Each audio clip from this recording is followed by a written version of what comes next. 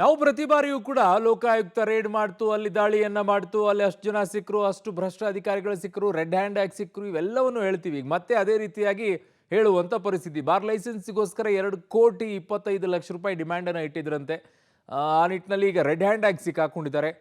ಸಿಕ್ಕಾಕೊಳ್ಳೋದು ಅಲ್ಲಿಗೆ ಮುಗೀತು. ಮುಂದೇನು ಅನ್ನುವಂಥದ್ದಕ್ಕೆ ಲೋಕಾಯುಕ್ತರು ಕೂಡ ಉತ್ತರವನ್ನ ಕೊಟ್ಟಿಲ್ಲ, ಇಲ್ಲಿಯವರೆಗೂ ಕೂಡ. ಕೊಡ್ತಾರಾ ಗೊತ್ತಿಲ್ಲ. ಸ್ಟೋರಿ ನೋಡಿ. ಬಾರ್ ಲೈಸೆನ್ಸ್ ಬೇಕಂದ್ರೆ ಕೊಡ್ಬೇಕಂತೆ 2 ಕೋಟಿ ಲಂಚ ಕೇಳಿದ ಭ್ರಷ್ಟರ ಬೆವರಿಳಿಸಿದ ಲೋಕಾಯುಕ್ತ. ಬೆಂಗಳೂರಿನಲ್ಲಿ ಲೋಕಾಯುಕ್ತ ಭರ್ಜರಿ ಬೇಟೆ. 2.5 ಕೋಟಿ ಬೇಡಿಕೆ ಇಟ್ಟಿದ್ದ ಅಬಕಾರಿ ಡಿಸಿ ಲಾಕ್. ಬೆಂಗಳೂರಿನಲ್ಲಿ ಲೋಕಾಯುಕ್ತ ಭರ್ಜರಿ ಭೇಟಿಯಾಡಿದೆ.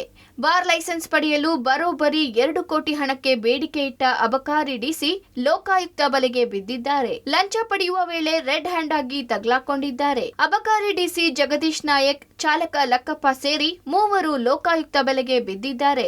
ಬೆಂಗಳೂರಿನ ಬ್ಯಾಟರಾಯನಪುರದ ಅಬಕಾರಿ ಭವನದಲ್ಲಿ ದಿಢೀರ್ ರೇಡ್ ಮಾಡಿದ ಲೋಕಾಯುಕ್ತ ಭ್ರಷ್ಟ ಅಧಿಕಾರಿಗಳ ಬೆವರಿಳಿಸಿದೆ. ಹೌದು, ದೂರುದಾರ ಲಕ್ಷ್ಮೀನಾರಾಯಣ ತಮ್ಮ ಮಗನಿಗಾಗಿ ಬಾರ್ ಓಪನ್ ಮಾಡಲು ಮುಂದಾಗಿದ್ರು.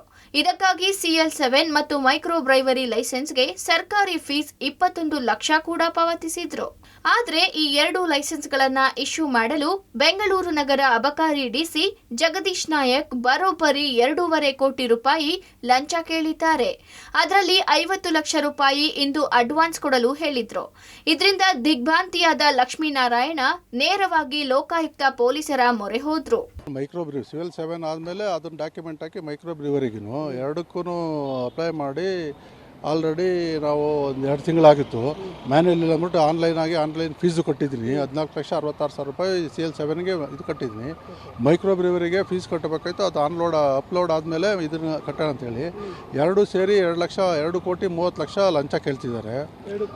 80 ಲಕ್ಷ CL7ಗೆ, 1.5 ಕೋಟಿ ಮೈಕ್ರೋ ಬ್ರೀವರಿಗೆ, 2 ಕೋಟಿ 30 ಎಲ್ಲಿಂದ ತಂದು ಕೊಡೋದು ನಾವು? ಲೈಸೆನ್ಸ್ ವಿಚಾರಕ್ಕೆ ಕೇಸ್ ದಾಖಲಿಸಿ ಅಖಾಡಕ್ಕೆ ಇಳಿದ SP ಶಿವಪ್ರಕಾಶ್ ದೇವರಾಜ್ ನೇತೃತ್ವದ ಟೀಮ್ ಬ್ಯಾಟರಾಯನಪುರದಲ್ಲಿರೋ ಅಬಕಾರಿ ಭವನದಲ್ಲೇ 25 ಲಕ್ಷ ಹಣ ಅಡ್ವಾನ್ಸ್ ಸ್ವೀಕರಿಸುತ್ತಿದ್ದ ಡಿಸಿ ಜಗದೀಶ್ ನಾಯಕ್, ಡ್ರೈವರ್ ಲಕ್ಕಪ್ಪನನ್ನು ರೆಡ್ ಹ್ಯಾಂಡ್ ಆಗಿ ಹಿಡಿದು 3 ಬಂಧಿಸಿದ್ದಾರೆ.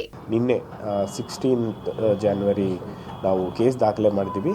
ಸೊ ಇವತ್ತು ಅದಕ್ಕೆ ಟ್ರ್ಯಾಪ್ ನಾವು ಸೆಟ್ ಮಾಡಿದ್ದೀವಿ. ಇದರಲ್ಲಿ ಡಿಮ್ಯಾಂಡ್ ಬಂದು 25 ಲಕ್ಷ